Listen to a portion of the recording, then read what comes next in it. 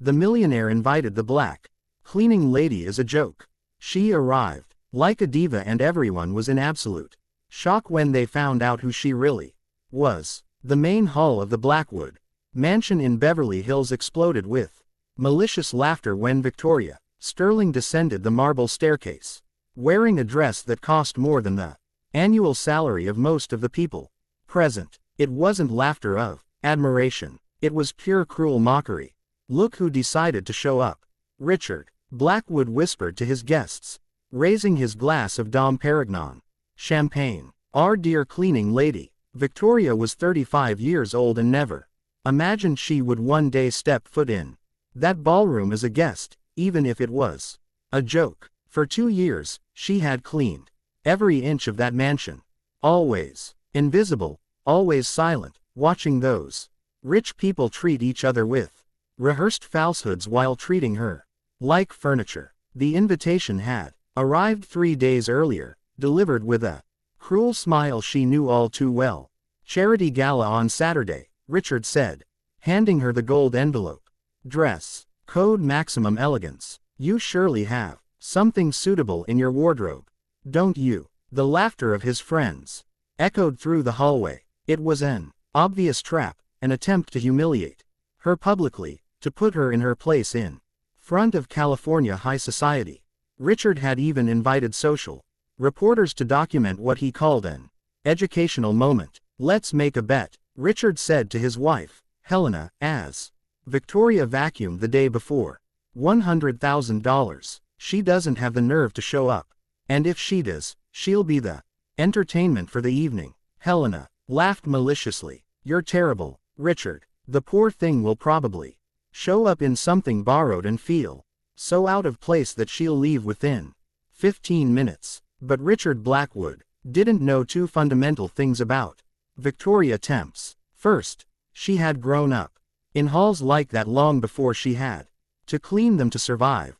Second, some storms don't destroy, they just teach you how to dance in the rain. As she walked through the hall under the mocking glances, Victoria kept her posture straight and her gaze serene, like someone carrying secrets that could turn that world upside down. His steps were sure, calculated, as if each movement were part of a long-rehearsed choreography. My God, she really came, whispered Patricia Weston, wife of a senator, to her friend. And look how she's dressed. Where did she get that dress? She probably rented it and will pay for it in 10 installments, replied Vivian Chambers, daughter of an oil magnate, trying to disguise her own insecurity with cruelty. How pathetic. What none of those people knew was that Victoria hadn't bought, borrowed, or rented that dress. She had simply gone back into her own past to retrieve it. A past that Richard would have done anything to erase if he had known it existed. Richard approached her, his chest puffed out with arrogance, surrounded by his billionaire friends. His confidence was sky high. After all, he had orchestrated this as a public display of power and social control. Victoria, what a pleasant surprise. I never doubted you'd come. After all, when a person like you receives an invitation to an event like this. A person like me, Victoria repeated, her calm voice cutting through the air like sharp silk. Go on, Richard, finish your sentence. For a microscopic moment, something in her tone made Richard hesitate. There was a firmness there that didn't match the submissive woman he knew from the halls of the mansion. But arrogance quickly took over again. Well, you know, someone who doesn't normally frequent this kind of environment. You must be feeling quite intimidated by all this elegance. Victoria smiled, not a submissive or nervous smile, but something dangerously serene that made some nearby guests stop laughing instinctively. Intimidated, she repeated softly, her eyes meeting his, with an intensity that made Richard take a step back without realizing it. No, Richard, I'm feeling exactly where I've always belonged. The silence that followed lasted only a few seconds, but it was enough for the atmosphere of the party to change completely. There was something about the way Victoria spoke, the way she moved, the way she occupied. The space that defied all expectations. Those people had about who she should be. Richard cleared his throat, trying to regain control of the situation. Well, I hope you enjoy the evening. I'm sure it will be educational for you. Oh, I'm sure it will be educational for all of us, Victoria replied, her gaze slowly sweeping over the group of guests as if cataloging each face for future use. If you're enjoying this story of twists and justice, don't forget to subscribe to the channel, because what those privileged people didn't know was that Victoria carried with her a secret so explosive that it would turn that night of planned humiliation into the greatest lesson on prejudice and underestimating people that Beverly Hills had ever witnessed. Richard was having more fun than he had imagined. Victoria hadn't run away in embarrassment as he had expected. She remained there with that strangely confident posture that was beginning to bother him in an inexplicable way. Everyone, Richard announced loudly, tapping a silver spoon against his crystal glass to get the attention of all the guests. I'd like to introduce our special guest tonight, Victoria, our dedicated cleaning lady. Laughter echoed through the hall like cruel waves. Cell phone flashes began to flash as socialites took photos to post on their social media accounts with sarcastic captions. Richard, Helena murmured beside him, feigning concern. Don't you think you're being a little cruel? Cruel. Richard laughed loudly. I'm giving her the opportunity of a lifetime. When else would someone like her ever get the chance to attend an event like this? Victoria stood motionless in the center of the room, all eyes fixed on her.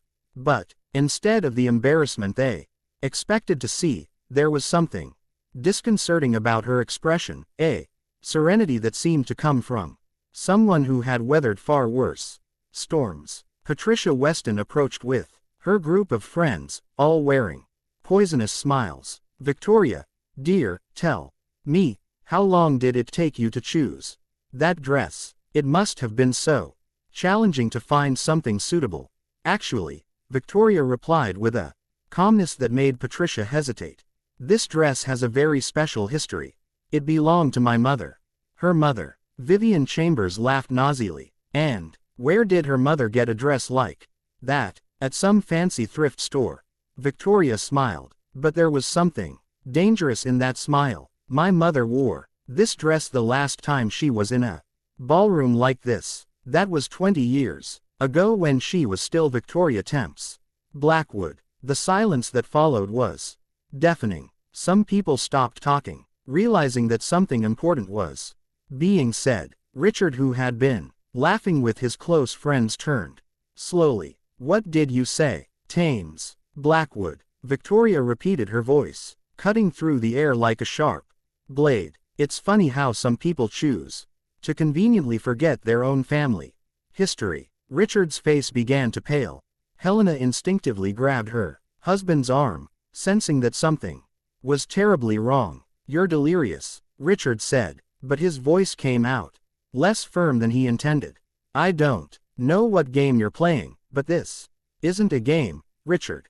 Victoria took a step toward him, and several guests instinctively backed away. It's history. Our history. The history you tried to erase when you decided it was more convenient to pretend that certain people in our family never existed. The cell phone cameras continued to record, but now for a completely different reason. Whispers began to spread through the room like wildfire. Helena pulled Richard by the arm. What is she talking about? She's lying, Richard replied, but his hands were shaking slightly. She's a deranged employee trying to get attention. Victoria reached into her small purse and pulled out an object that made several guests gasp. It was a ring, not just any ring, but the traditional Blackwood family engagement ring, engraved with a family crest and featuring the distinctive blue sapphire that had been passed down for generations. This ring, Victoria said, holding it up for all to see, was given to my mother by her father, Henry Blackwood. My grandfather, the man you told your children, died without an heir. Richard was now visibly shaken. Where did you get this? How dare you? Steal. Victoria laughed, but there was no humor in the sound. Richard, you can't steal something that is rightfully yours by birthright. Patricia Weston, who had been watching open-mouthed, whispered to her friend, my God, do you think she's telling the truth? Impossible, Vivian murmured, but her voice no longer sounded so confident. Richard would have told us if he had a cousin. Victoria heard the whisper and turned to them. Cousin? No, dear, I'm not Richard's cousin. She paused, dramatically, looking directly at Richard. I'm his half-sister. The room exploded in murmurs and muffled exclamations. Richard looked as if he had been struck by lightning. This is ridiculous, he shouted, but his voice cracked. My father would never. You're making this up. Henry Blackwood had an affair with my mother, Isabella. For 5 years, Victoria continued relentlessly. She was the family's piano teacher.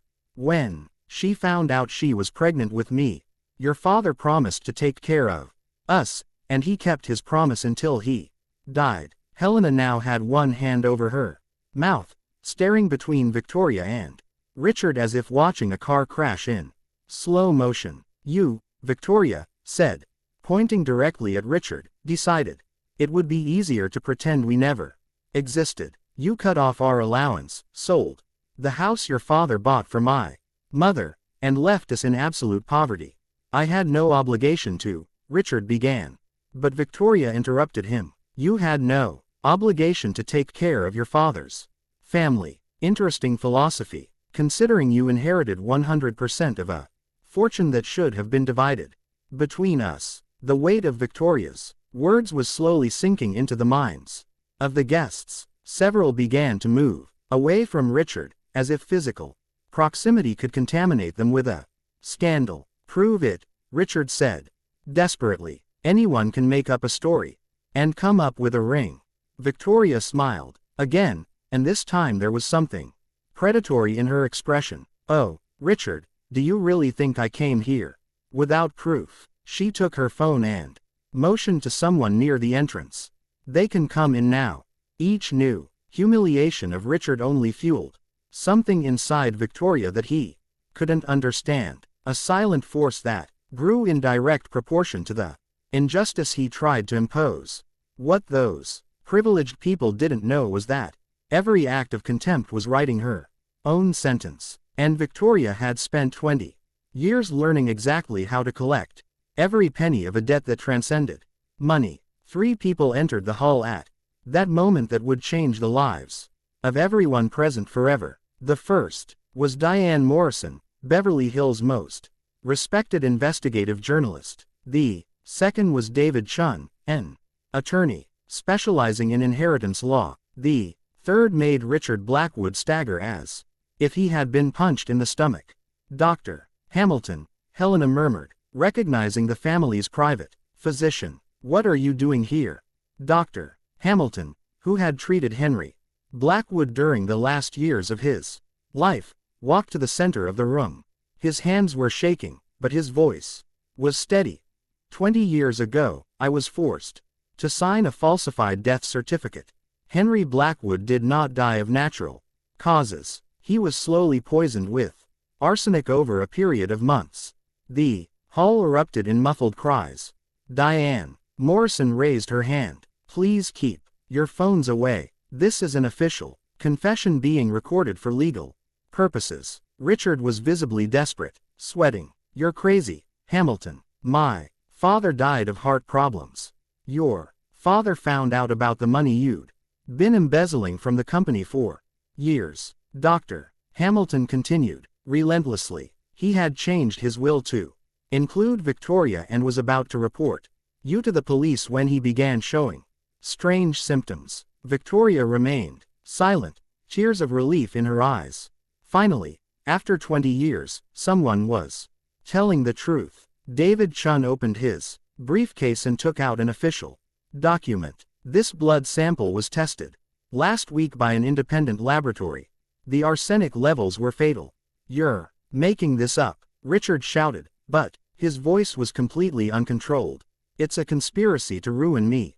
Diane. Morrison stepped forward. Mr. Blackwood, I have transcripts of 5 conversations you had with Dr. Hamilton between 2003 and 2004, where you threatened to ruin him professionally. Victoria finally spoke, her voice cutting through the chaos like a knife. Richard, you didn't just kill our father. You stole 20 years of my life. I didn't kill anyone. Richard pointed his finger in all directions.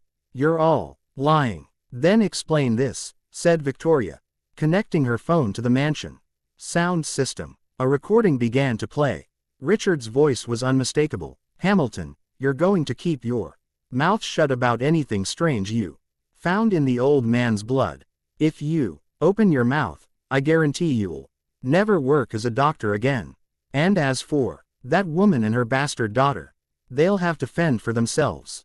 The silence that followed was absolute. Even the people who had defended Richard now shunned him as if he were radioactive. Helena stared at her husband in horror. Richard, you really did this? 20 years. Victoria screamed, her composure breaking momentarily. 20 years of cleaning my own father's blood off the hands of his killer. Victoria took a deep breath and regained her deadly calm. You want to know how I got all this evidence? I didn't come to work here by accident. I applied specifically for this position. I spent 2 years preparing, gaining access to the house, collecting evidence. Richard tried one last desperate gambit. Even if all that is true, it doesn't change anything. The inheritance was distributed years ago. David Chun smiled for the first time. Actually, Mr. Blackwood, when there is evidence of murder, all assets can be redistributed according to the original will, and we have a copy of Henry Blackwood's actual will. Victoria approached Richard, who was leaning against the wall like a cornered animal. Do you know what my biggest mistake was? Richard, it was believing that you would change on your own. Please, Richard whispered. All arrogance evaporated. Helena, the children, this will destroy our family. You destroyed our family the moment you chose money over justice.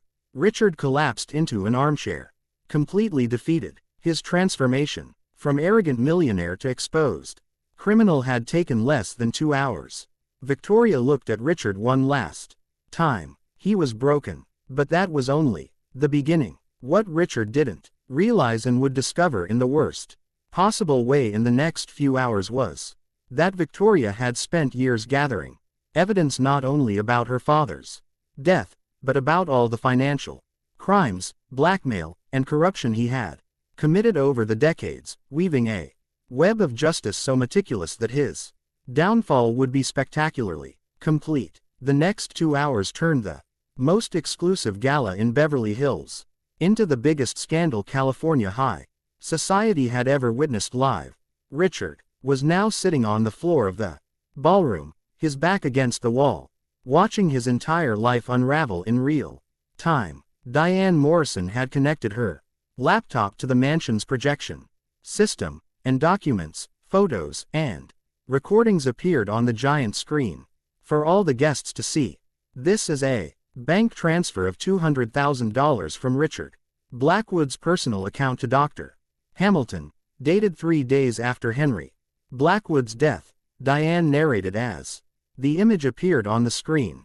The memo on the transfer reads, "Silence is golden." Helena was now on the other side of the room, as far away from her husband as possible, crying silently as she processed 20 years of lies.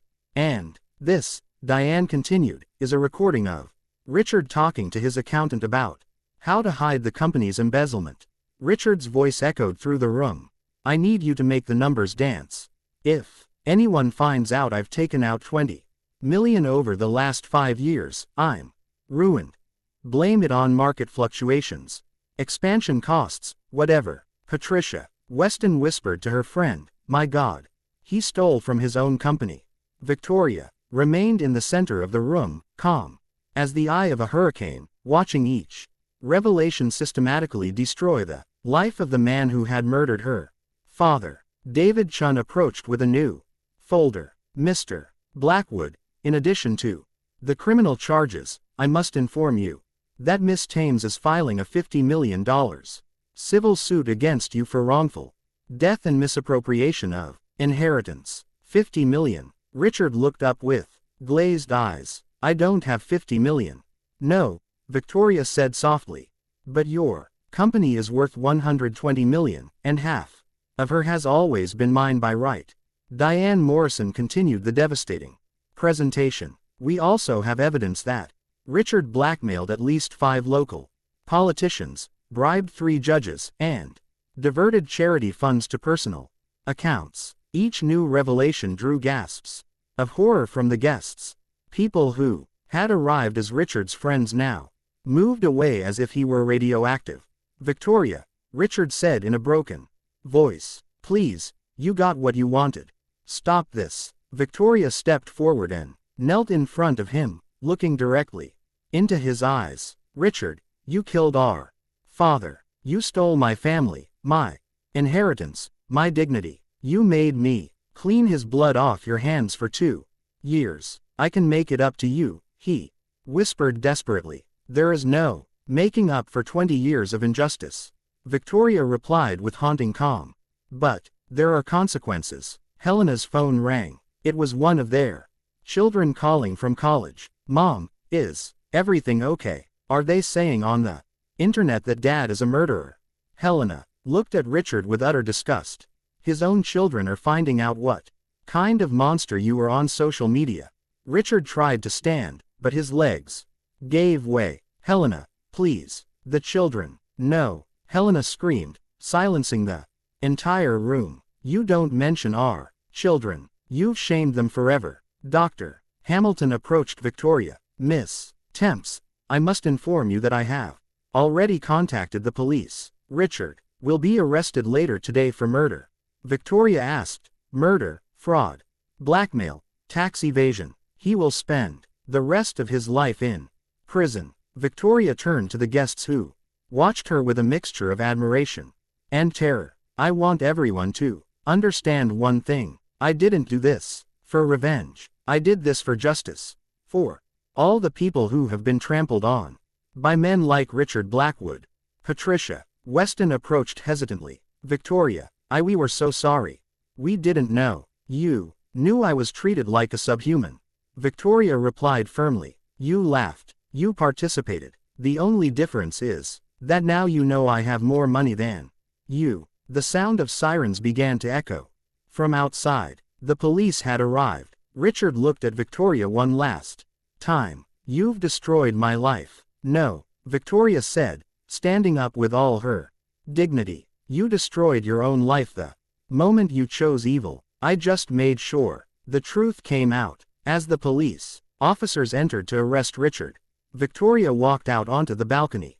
Outside, dozens of reporters were waiting. TV cameras, photographers, journalists. The story had already spread. Helena approached H.